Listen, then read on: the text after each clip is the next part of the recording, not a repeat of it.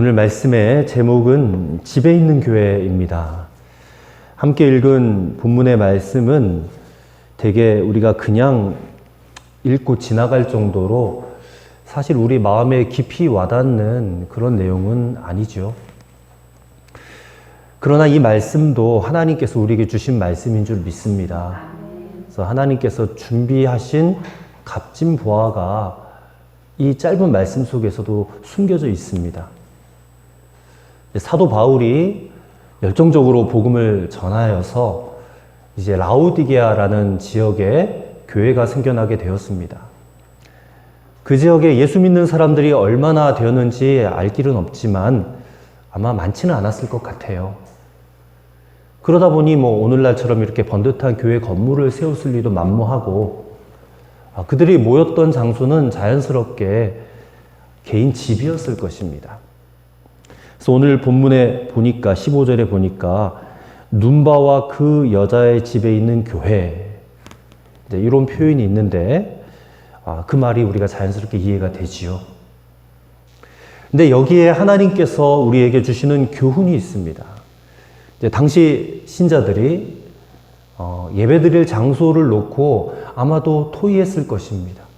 어느 집에서 모여야지 좋을까? 부담도 없고 또 마음 놓고 찬송하고 예배하고 기도하고 교제할 수 있을까? 그렇게 논의를 하다가 눈바라는 여인의 집에서 모이자 이렇게 결의를 한 겁니다. 그래서 이제 눈바라는 여인의 집이 그들의 교회가 된 겁니다. 우리가 속회로 모이면 가정마다 이렇게 돌아가면서 모이잖아요. 근데 어떤 분은 자기 가정을 오픈하기가, 공개하기가 꺼려지는 그런 분들도 계십니다.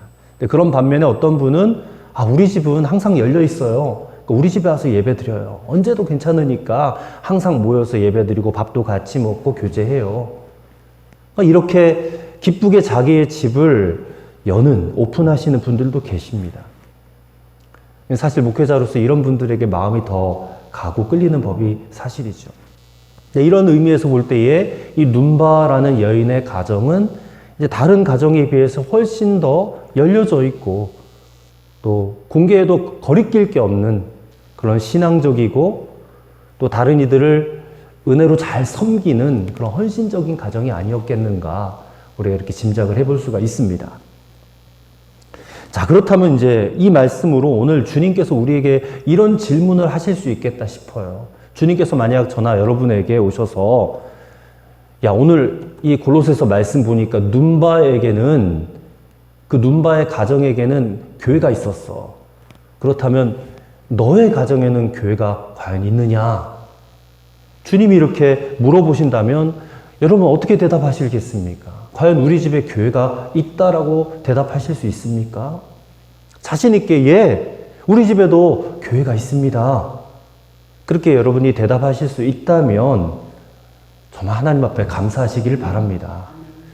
왜냐하면 그 귀한 은혜를 주신 하나님께 정말로 영광된 그런 대답이 되기 때문에 그렇습니다. 근데 이런 질문을 받으면 어떤 성도들은 마음의 가책을 받습니다. 왜냐하면 우리 집에는 교회가 있다고 여길 수가 없기 때문에.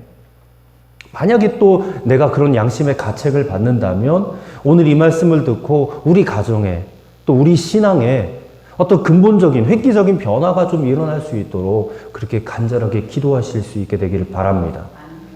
사실 모든 인간은 다 가정에서부터 나왔죠.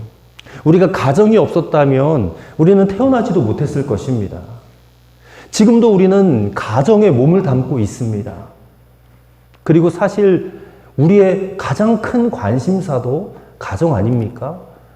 그래서 2020년 5월을 맞이해서 지금 첫째 주부터 오늘 네 번째 주까지 계속 가정에 대한 메시지를 여러분들에게 드리고 있습니다.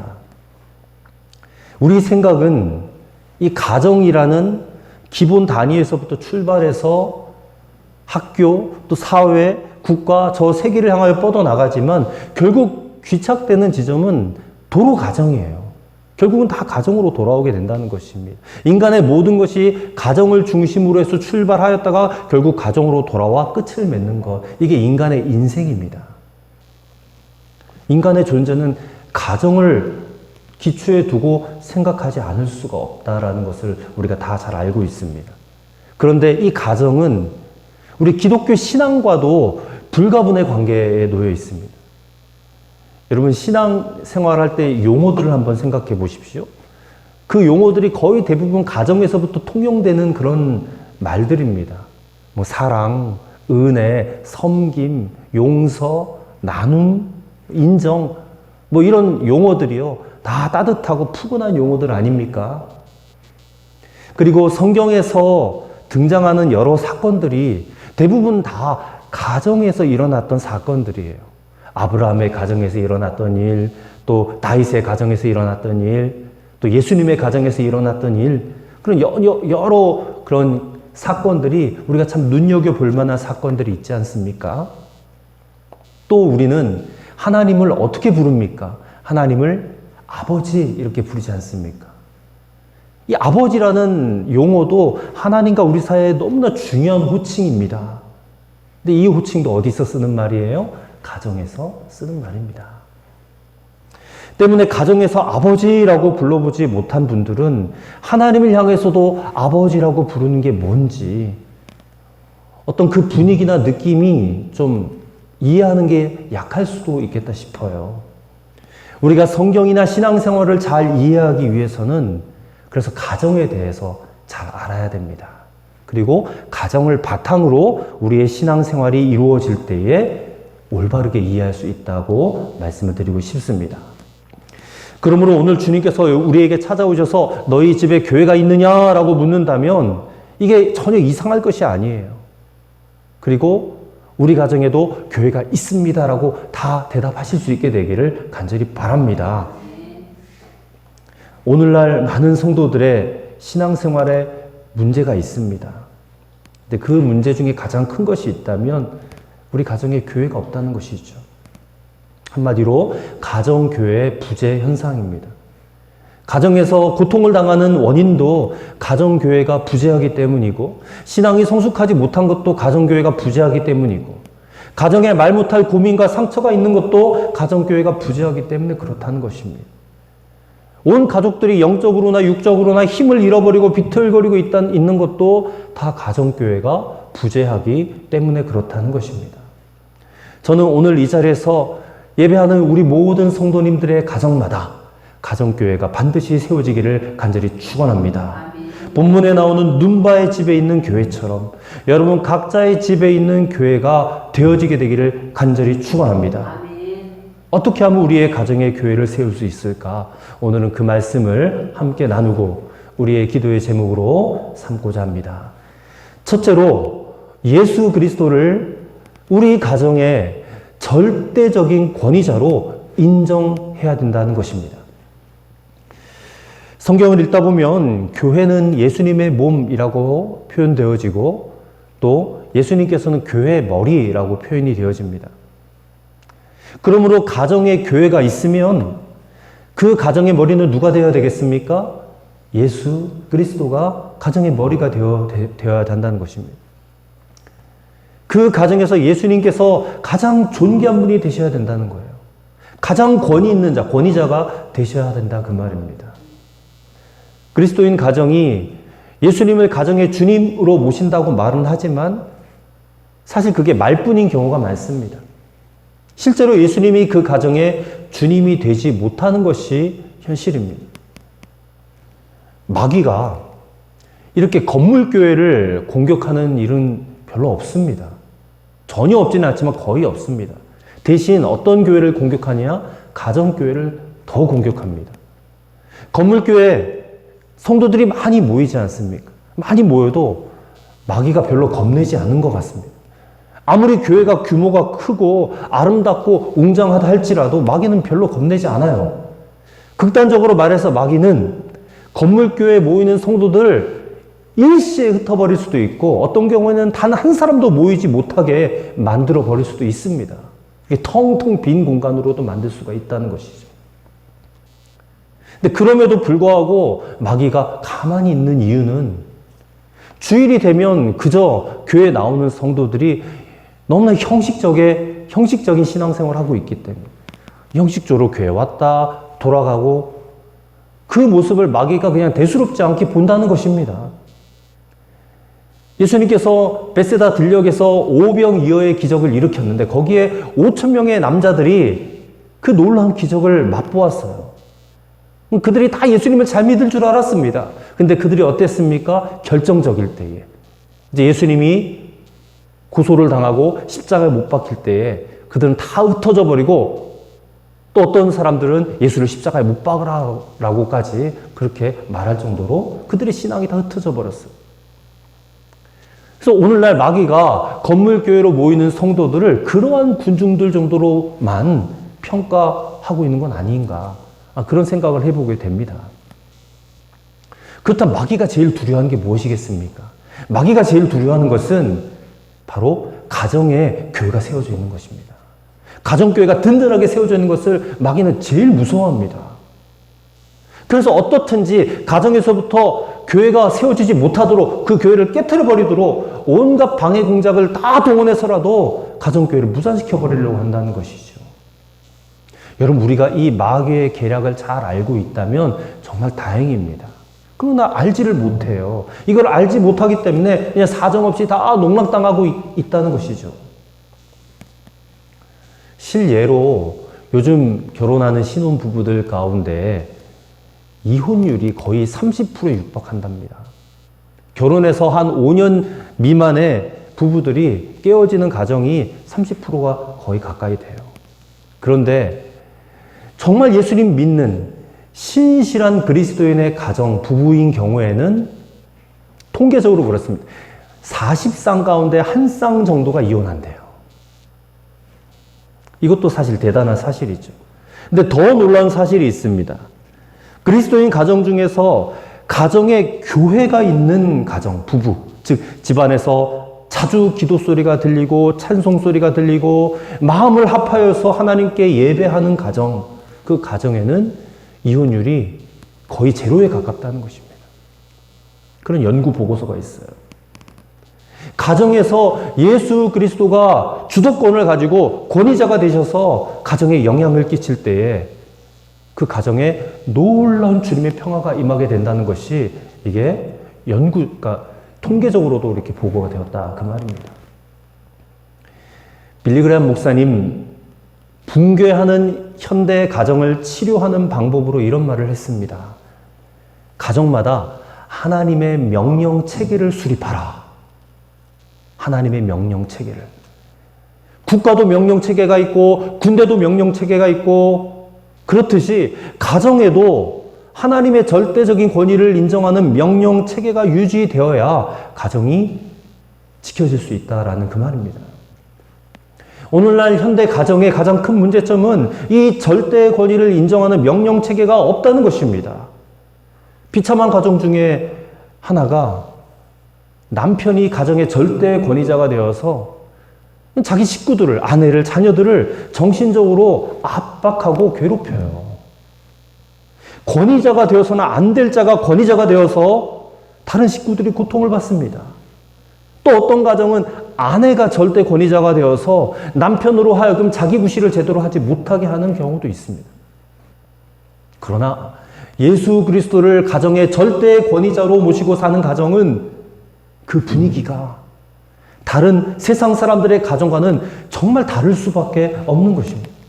그런 가정의 가장은 어떻게 하겠습니까? 자기의 권위를 가지고 가족들을 다루지 않습니다. 그는 주님이 주시는 권위로, 주님의 권위를 인정함으로 자기 가족들을 사랑해요. 아내를 사랑하고 자녀들을 위하여 좋은 가정이 되고자 노력합니다. 왜냐하면 그 가정의 머리 대신 예수님이 그렇게 하라고 명령하셨으니까. 또한 예수님을 절대 권위자로 모시고 사는 가정의 아내는 자기 남편에게 절대적으로 순종한다는 것입니다.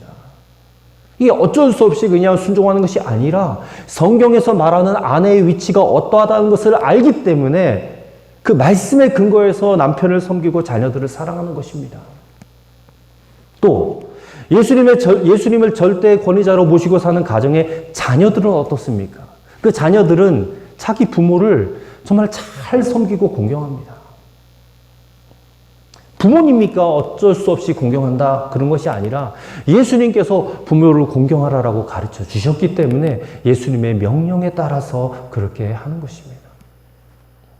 오늘 우리의 가정은 어떻습니까? 예수님이 정말 여러분의 가정의 절대 권위자가 되셨습니까? 바라기는 우리 빛의 숲교회 모든 가정 예수님을 절대 권위자로 모시고 사는 가정들 되기를 주님의 이름으로 간절히 축원합니다. 그렇게 집에 있는 교회가 세워지기를 간절히 축원합니다. 예수님이 주인 되신 가정, 예수님이 절대 권위자인 가정으로 세워나가는 저와 여러분의 가정 되시기를 주님의 이름으로 간절히 축원합니다. 둘째로 예수 그리스도를 여러분 가정 행복의 절대 조건으로 삼으시기를 바랍니다. 가정 행복의 절대 조건으로 삼으라. 어떻게 하면 예수님이 절대 조건이 될 수 있나, 행복에. 많은 경우에 우리는 돈이 많아야 행복하다라고 느껴요. 또 건강하게 오래 살 수 있어야 행복하다라고 느끼고요. 또 오랫동안 비교적 괜찮은 사회적 지위가 있어야지만이 행복하다고 느낍니다. 근데 정말 이런 조건들이 다 있어야 행복하다라고 우리가 할 수 있다면 아마 우리는 평생 가도 그 행복은 누리지 못할 것입니다. 돈은 벌면 벌수록 어때요? 더 많이 벌고 싶습니다. 만족이 없어요. 1억 벌면 더 이상 난 돈 안 벌어도 될까? 절대 사람은 그런 마음이 안 듭니다. 1억 벌고 싶으면 2억도 벌고 싶고 3억도 벌고 싶은 거예요. 평생 만족을 누리지 못한다는 것입니다. 건강은 어떻습니까? 세월이 지나면 이 몸에 이런저런 이상 증세가 나타나잖아요. 어쩔 수 없이 나이가 드는 것을 어떡합니까? 건강은 별 수 없이 나빠질 수밖에 없기 때문에 역시 건강을 통해서도 만족을 누릴 수가 없습니다. 또 사회적인 지위는 어떻습니까? 이 나라의 최고 통치자인 대통령도 5년 지나면 내려와야 돼요. 그 이상 할 수도 없습니다. 따라서 사회적인 지위 역시 만족을 주지 못해요. 인간이 이러한 것에서 만족을 누리려고 한다면 이런 조건들을 충족시키기 위해서 평생 몸부림치다가 결국에는 이루어보지도 못한 채 그냥 생을 마감하고 마는 허무한 인생일 뿐이라는 것입니다. 결국 이러한 것들을 행복의 조건으로 삼게 되면 평생 불행할 수밖에 없습니다, 여러분. 여러분이 예수 믿는 가정이라면 반드시 여러분의 인생의 주인 되시고 가정 주인 되시는 예수 그리스도만을 행복의 절대 조건으로 삼으시기를 바랍니다. 그러면 분명 달라지는 게 있습니다. 예수 그리스도께서 가정의 주인이 되시고 그 가정에서 예수 그리스도가 경배를 받으시기 시작한다면 자연스럽게 그 가정의 분위기가 달라지게 됩니다. 그리고 그 가정에 주님이 주시는 기가 막힌 행복이 찾아오게 되는 것입니다. 그것은 세상이 주는 행복 조건들, 우리가 흔히 생각하는 돈과 건강과 명예, 사회적인 지위와는 차원이 다른 행복입니다. 누가 주신 행복이기 때문에? 하나님이 주신 행복이기 때문에 우리는 그 행복을 누려야지만이 진짜 행복을 누릴 수가 있습니다. 어떤 가정이 경제적인 압박 가운데 고통을 겪고 있었습니다. 생활이 매우 어렵다 보니까 마음의 여유도 없어지고 사는 것에 회의도 느껴요. 남편은 그래도 새벽마다 일찍 일어나서 일자리를 찾아보려고 열심히 뛰어다니지만 좋은 소식을 전해줄 만한 그런 일이 생기질 않습니다. 집에서 아내는 남편을 기다립니다. 뭔가 좋은 기쁜 이야기거리를 가져오겠지 기대하면서 정성껏 저녁을 준비해요. 근데 초인종 소리를 듣고 문을 여니까 그냥 어깨가 축 늘어진 그런 초췌한 모습의 남편이 그 앞에 서 있는 겁니다. 아내는 남편이 식사를 끝내기를 기다렸다가 가만히 남편 앞에 앉습니다. 그리고 남편을 그윽한 눈빛으로 쳐다보면서 이렇게 말합니다. 여보, 힘을 내세요. 하나님께서 우리의 가정을 지켜주실 거예요. 그러니 우리 하나님 앞에 같이 찬송해요. 그렇게 말한 다음에 나지막한 목소리로 찬송을 부르기 시작합니다. 그 아내가 흐르는 눈물을 닦으면서 찬송을 불렀지만 남편은 말없이 그냥 고개만 푹 숙이고 앉아 있습니다. 그러자 아내가 다시 말합니다. 여보, 초막이나 궁궐이나 주님 모신 곳이 천국이라고 하잖아요. 우리가 찬송가 그렇게 부르지 않습니까? 초막이나 궁궐이나 내 주 예수 모신 곳 그 어디나 하늘나라. 그러니 우리 함께 기도해요. 라고 말한 뒤에 남편의 두 손을 잡았습니다. 그리고 이렇게 기도했습니다. 하나님, 우리 가정에 좋은 남편, 좋은 아빠, 그리고 자녀들 주심에 감사를 드립니다. 지금은 매우 어렵지만 우리 가족에게 이 어려움 헤쳐나갈 힘을 주실 줄로 믿습니다. 특별히 저희 남편에게 힘과 용기와 능력을 주시옵소서. 그렇게 아내가 간절하게 기도하자 드디어 그 남편의 마음에 정말로 환한 햇살이 비추기 시작합니다. 그래 여보, 우리 한번 잘해보자. 당신 말처럼 우리 가정에 하나님이 계신다면 진짜 잘 될 거야. 믿음이 들어온 겁니다. 믿음이. 활짝 웃었어요. 온 가족의 웃음꽃이 피었습니다. 여러분, 예수 그리스도가 우리 가정의 행복 조건 된다는 말이 무슨 뜻인지 이 이야기가 우리에게 잘 가르쳐주고 있다 싶습니다. 정말 예수 믿는 가정은 예수 믿지 않는 저 세상 사람들이 누리는 행복과 차원이 달라야 됩니다. 우리 가정에 교회가 있으면 세상이 줄 수 없는 진짜 행복을 맛볼 수 있는 것입니다. 가정의 주인 되신 주님께서 주시는 남모르게 주시는 그 기쁨, 그 즐거움을 누리게 된다는 것입니다. 그 행복을 맛본 분들은, 경험해 본 분들은 그 행복을 다른 사람들에게 증거하지 않고는 견디지를 못해요. 막 증거하고 싶어진 겁니다. 주님이 주시는 행복을 누려야 진짜 행복이구나, 참된 만족이구나, 그래 맞아, 이 사실을 증거하고 살아야지. 오늘 여러분의 입술에서 이와 같은 증거가, 간증이 터져 나오게 되기를 간절히 축원합니다. 여러분 가정에 교회가 세워지기를 바라요. 사탄이 건드리지 못하는 가정, 건드리려고 넘어뜨려 왔다가 그냥 예수님의 이름 한마디에 일곱 길로 도망가 버리는 그런 놀라운 역사가 여러분의 가정에 이루어지게 되기를 간절히 축원합니다. 그 어느 누구도 방해할 수 없는 가장 복되고 아름다운 가정 이루시기를 주님의 이름으로 간절히 축원합니다. 세 번째로, 우리의 가정이 복음의 훈련장이 되게 하라는 것입니다. 복음의 훈련장. 제가 지난 시간에도 말씀드렸듯이 우리의 가정은 다른 어떤 곳보다도 우선시 되어야 할 선교지라고 말씀을 드렸습니다. 가장 최선의 선교지예요. 사도행전 16장 31절에 주 예수를 믿으라 그리하면 너와 내 가정이 구원을 얻으리라 했습니다. 이 말을 누가 누구에게 했습니까? 사도 바울이 자신을 때리고 가두어둔 그 감옥의 간수장에게 한 말이에요. 그 간수장이 그 말을 듣고, 그 말씀을 듣고 자기가 구원받을 뿐만 아니라 자기 집에 온 식구들을 다 데리고 와서 예수를 믿게 하고 세례받게 해서 온 가정이 다 구원을 받았습니다. 놀라운 일이죠. 또 사도행전에 보면 이방인 백부장 고넬료가 또 그 온 가정이 다 구원을 받지 않았습니까? 이 고넬료가 얼마나 경건했던 사람입니까? 근데 성령을 받지 못해서 기도하던 중에 베드로를 초청하라라는 그런 성령의 음성을 듣고 베드로를 초청하여 옵니다. 자기만 만나는 것이 아니라 온 일가 친척과 자기 식구들 다 모아놓고 기다렸다가 베드로로부터 복음의 말씀을 듣고 그 가정에 성령님이 임하셔서 다 구원을 받는 역사가 일어났습니다.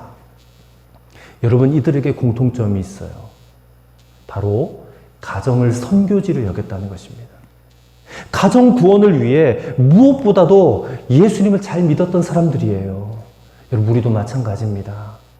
먼저 예수 믿은 우리가 우리 가정에 파송된 선교사다, 이런 의식 가지고 예수님을 잘 믿으시길 바랍니다. 그리고 그것은 우리의 행실로 드러난다고 했는데, 예수 잘 믿는 본 그 행실이 어디에서 드러나야 되겠는가? 여러분, 가정에서 드러나야 된다는 것입니다. 그래서 가정이 복음의 훈련장이 되게 해야 된다는 것이에요.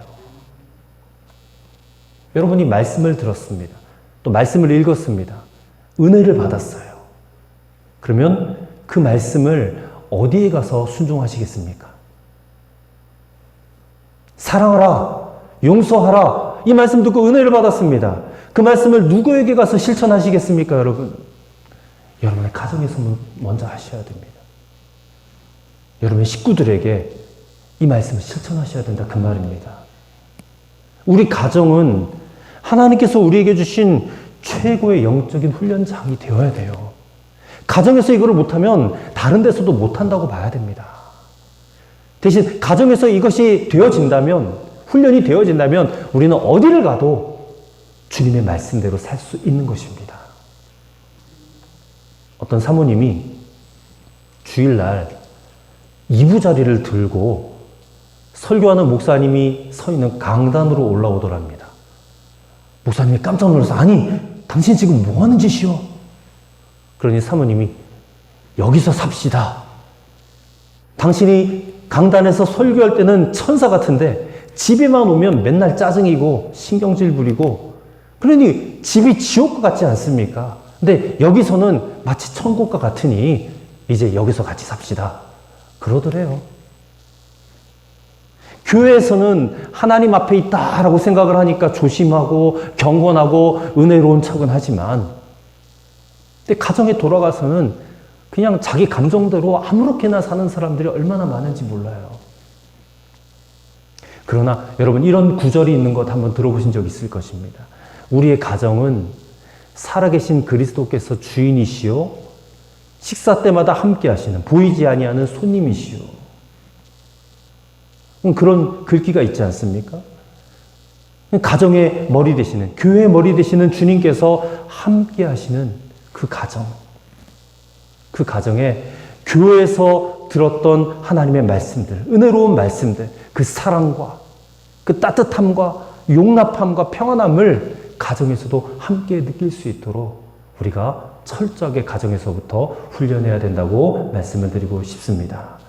앞서도 말씀드렸듯이 우리가 결국 돌아갈 곳은 우리 가정 아닙니까? 우리 가정으로 다 돌아갑니다. 이곳에서 주님 주신 말씀대로 우리가 서로 사랑하고 칭찬하고 또 서로 섬기고 서로의 상처받은 영혼을 치유해주는 그런 역사가 여러분의 가정에서부터 일어나시기를 간절히 축원합니다. 우리가 주님의 은혜를 받았다면, 우리가 주님의 넘치는 사랑을 받았다면, 거절할 수 없는 이 주님의 말씀 받았다면 가정에서부터 이것이 훈련되어져야 될 줄로 믿습니다. 이제 저는 우리의 교우들이 이렇게 되기를 간절히 기도합니다. 라우디게아 지역에 있었던 눈바가 헌신하고 자기 집을 교회로 이루었던 것처럼 이제 우리 가정을 그렇게 교회로 세워 나가시게 되기를 간절히 바랍니다.